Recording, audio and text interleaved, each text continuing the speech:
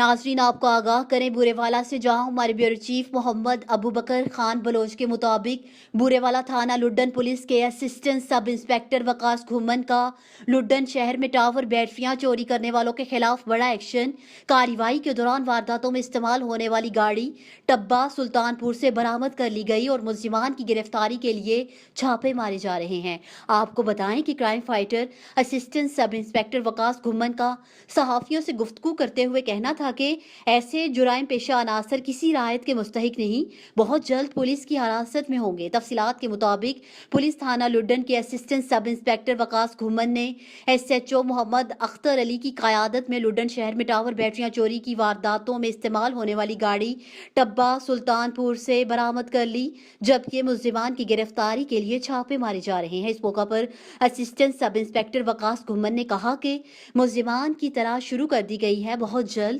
ملزمان پولیس کی حراست میں ہوں گے، جبکہ ان کا کہنا تھا کہ ایسے جرائم پیشہ عناصر کے خلاف بلا تفریق سخت قانونی کارروائی عمل میں لائی جائے گی۔